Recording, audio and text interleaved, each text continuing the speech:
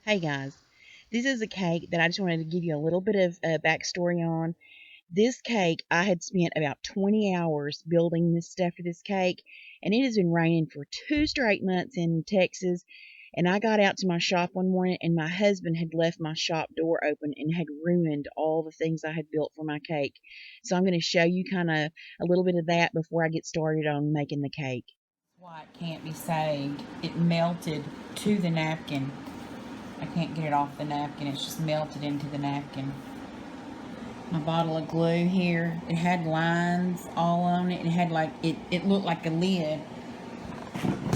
See, I had made it look like this lid, and now there's no lines whatsoever in it because it's starting to melt.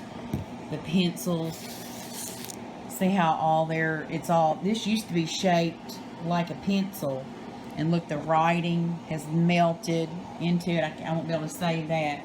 I think I mean, I'm sure the eraser can still be used. This apple, the paper flew up and touched all over it, but maybe I can I can cover that up with these leaves right here, and my two worms have melted into the paper.